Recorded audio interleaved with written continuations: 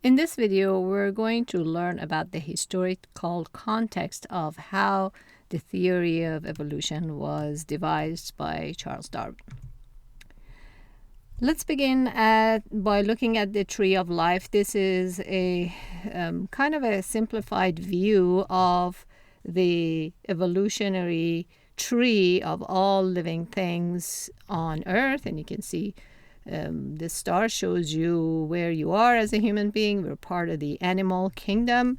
So the idea is basically life started with a common ancestor, and that common ancestor branched into various different branches, and changes kept happening, which led to different types of organisms as there are today. All this variability that there is, all the different types of organisms that are there, how they're related to each other. So this basically depicts how this happened over the span of time. Now, if you look at a little bit more specifically into a particular part of that tree, which is the part of the animal kingdom, and in here we're looking at the vertebrates in the animal kingdom. And this tree basically is trying to describe the concept of descent with modification. This is the concept that Darwin explained. But it says that all life on Earth, the diversity that you see in organisms is because organisms were derived from a common ancestor. But the common ancestor, among the population of common ancestors, some of them were modified, which led to a different type of organism. So that's what they call descent with modification. We're all descended from a common ancestor, but we acquired modifications over time.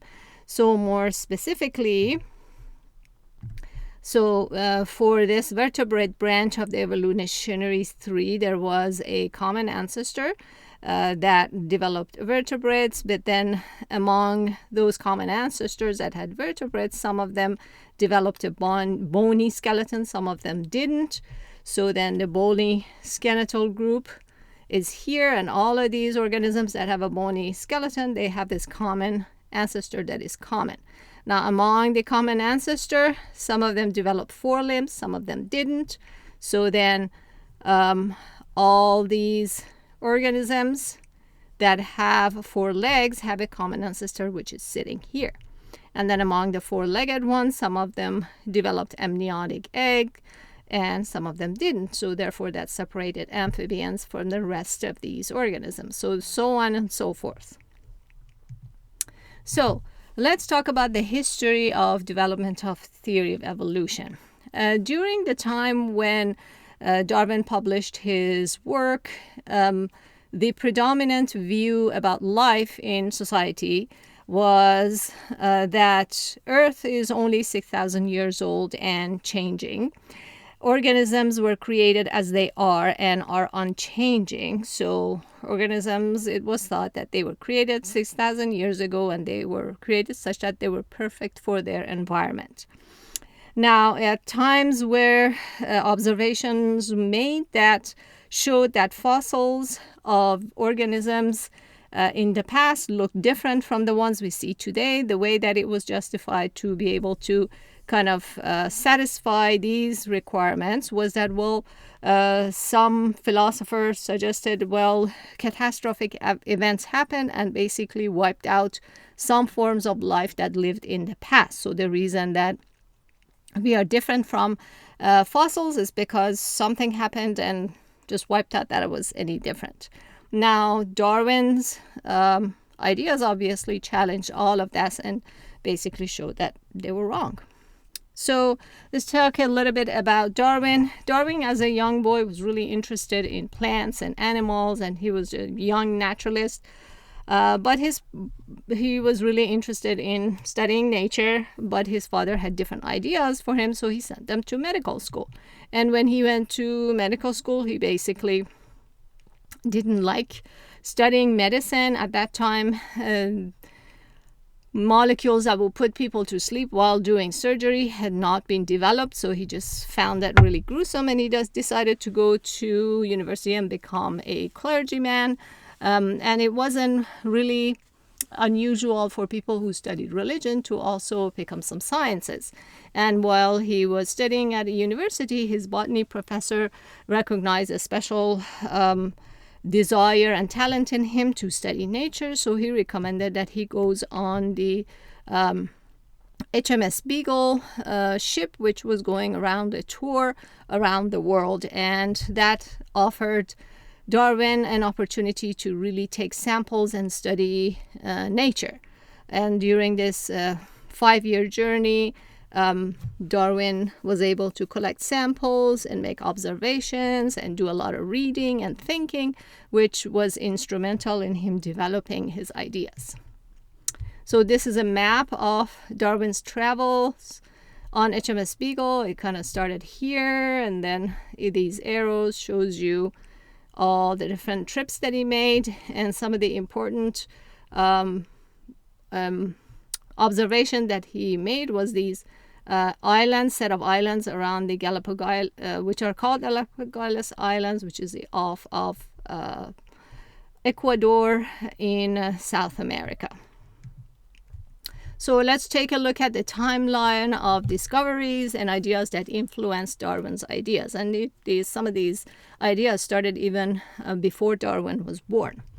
So in 1758, a geologist called James Hutton studied the Earth, and he suggested that no, Earth is not only 6,000 years old, it's millions of years old. So these idea was really new and controversial, but that he was a geologist, and that's what he was suggesting, and that was one of the pieces of ideas and evidence that influenced Darwin.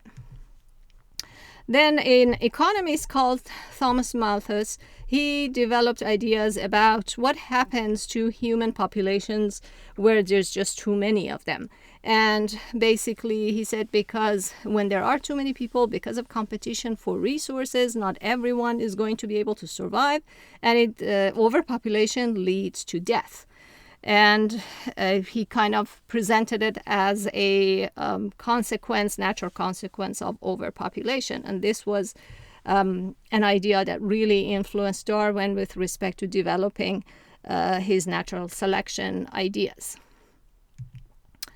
Then the year that Darwin was born, it was a naturalist called John Baptist Lamarck who was the first person to propose the theory of evolution.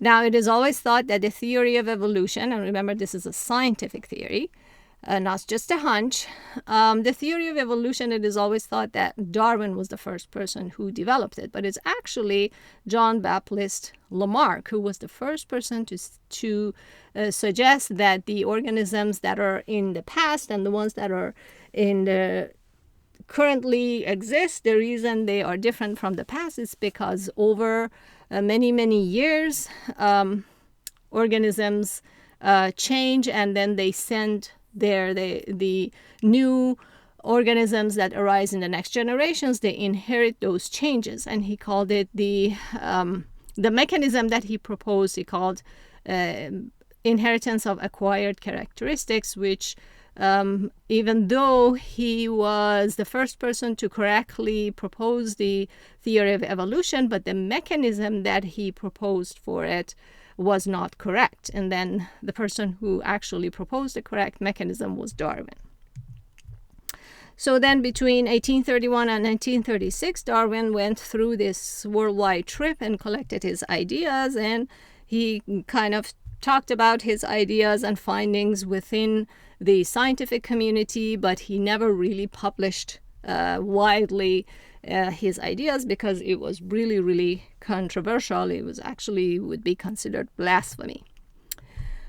So while during his trip, Darwin read a book by Charles Lyell, which is another geologist, and Charles Lyell said that yes, the Earth is millions of years old, but the Earth is constantly changing, and even the changes that we see right now today, like volcanoes erupting, earthquake, and so on and so forth, these events causes change in the way the Earth operates. So the reading of this book really influenced Darwin, and he could see parallels between what Charles Lyell was suggesting and what he was observing when he was traveling the world.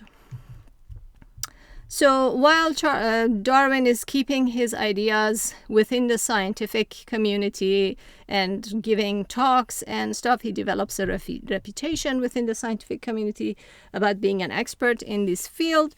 And this is why Alfred Wallace, which is another naturalist, he independently came to the same conclusions that Darwin arrived. So they never really worked together. He went and traveled the world, collected samples, and based on his observations, he derived the evolution by natural selection concept, which had been derived by Darwin, but he didn't publish it. So what Alfred Wallace did, he sent his manuscript before publication to Darwin and asked for his opinion. And Darwin realized that these ideas that Alfred Wallace is suggesting are his ideas, which then enticed him to publish his data. So because he knew he was the first person, Darwin was the first person to come up with ideas long before Alfred Wallace, he decided to publish it so somebody else wouldn't get the credit. So basically that's the historical context of who influenced Darwin and the timeline to the writing of his famous book, Origin of a Species.